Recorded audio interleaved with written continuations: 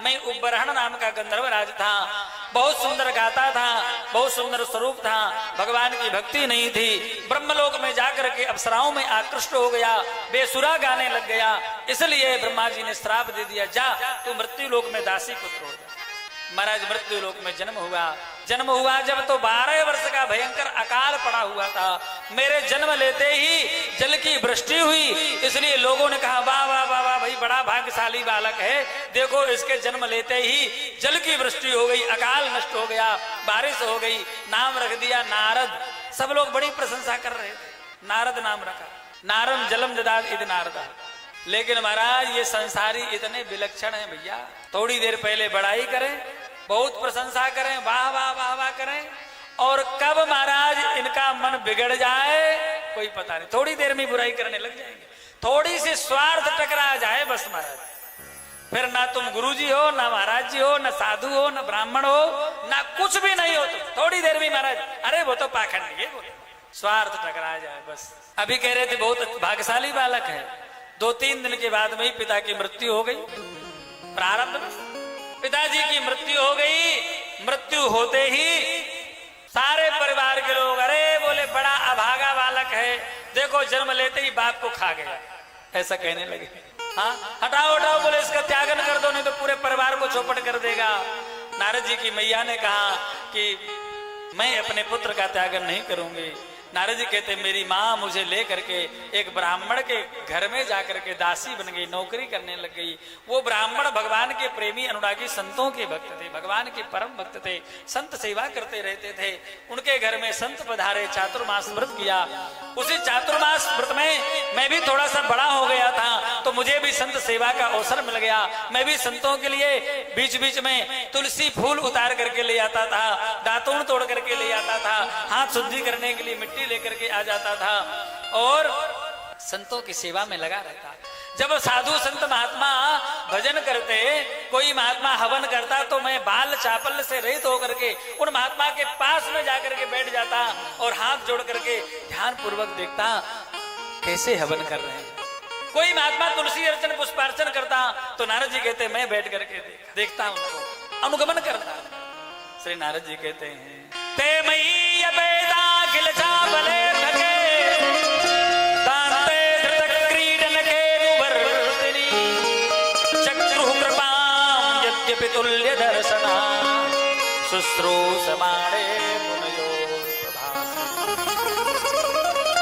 नारद जी कहते हैं यद्यपि तुल्य दर्शना, यद्यपि महात्मा समदर्शी होते हैं, लेकिन फिर भी चक्रु कृपा मेरे ऊपर विशेष कृपा की। विशेष कृपा क्योंकि बोले क्योंकि मैं उनका अनुगमन अनुसरण करने वाला था, बाल चापल से रहित था और मैं निरंतर उनका अनुकरण अनुगमन करता था, इसलिए उन्होंने कृपा की।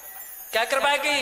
बोले जब भगवान को भोग लगा करके उन संतों की पंगत होती तो उन संतों की पंगत में ही मुझे भी प्रसाद मिलने लग गया, मैं भी उन संतों के पंगत में ही भोजन करने लग गया उनके साथ में। एक दिन एकादशी तिथि आई। अब वो एकादशी द्वादशी प्रधान एकादशी थी। एकादशी में बड़ा चक्कर है, हम तो बहुत परेशान है राम जी। कई बार 2 दिन एकादशी पड़ती है ना, जब एक दिन दशमी विद्या एक दिन द्वादशी प्रधान, तो विधि यह है कि द्वादशी प्रधान एकादशी रहना चाहिए, एकादशी दशमी विद्या नहीं रहना चाहिए। तो महात्माओं ने द्वादशी प्रधान एकादशी रही। अच्छा ये भी विधि है कि द्वादशी रहती पारना हो जाना चाहिए दूसरे दिन, तो द्वादशी बहुत अल्प समय के लिए थी, इसलिए महात्माओं ने जल्दी पारना कर ली, जल्दी जल्दी रसोई बनाई, भगवान को भोग लगाया और पंगत हो गई। नारद जी कहते व्यास जी मैं तो गया था महात्माओं के लिए तुलसी फूल लेने के लिए, उसी बीच में महात्माओं की पंगत हो गई।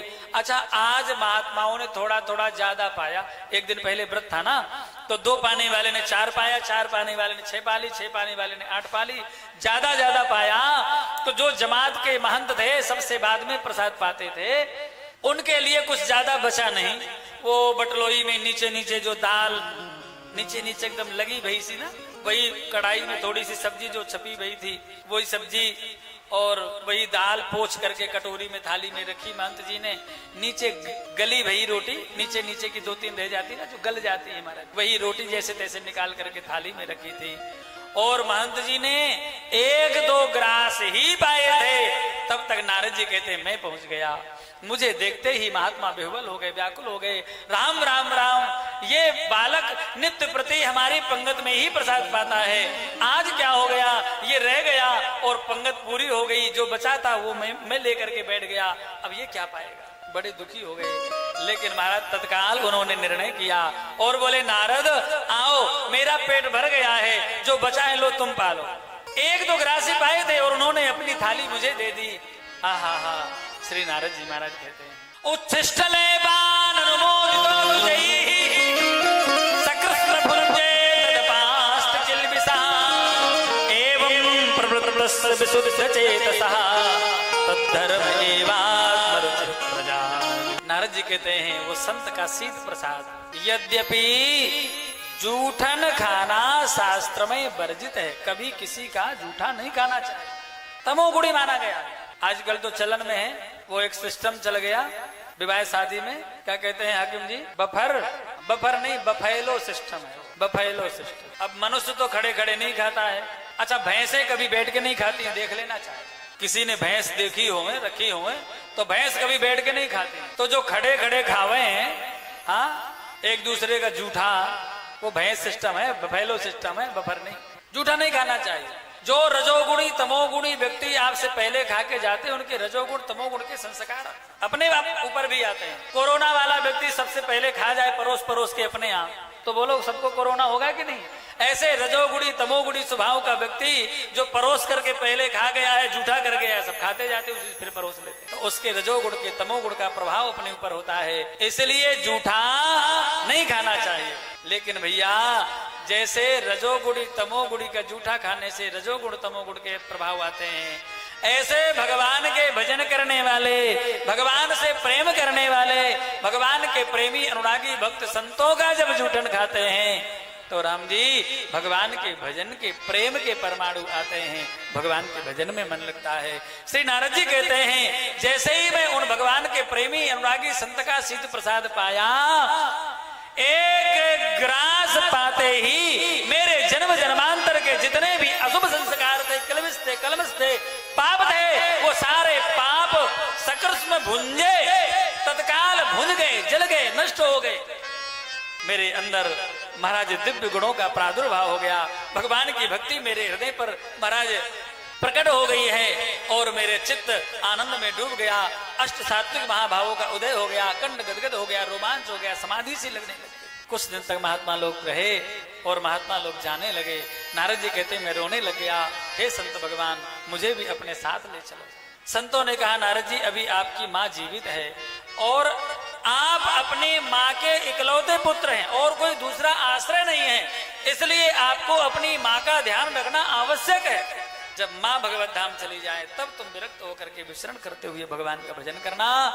हरि शरणम, ऐसा कह करके महात्मा लोग द्वादशाक्षर मंत्र का उपदेश करके नारद जी को महात्मा चले गए। एक दिन नारद जी की माँ प्रातः काल अंधेरे में ही गाय माता को बांधने के लिए गई है और वहीं पर काला विषधर नाग पड़ा था, उसने मैया को डस लिया और मैया भगवत धाम चली गई हैं।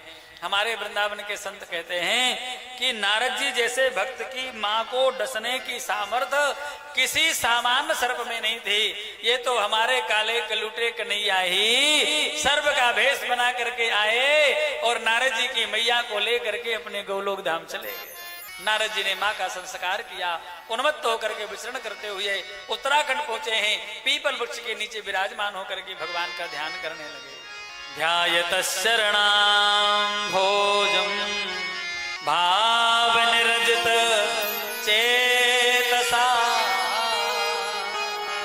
औत्कंठ्या शुक्लाक्षस्य हृदयासेन शनैर्हरिः।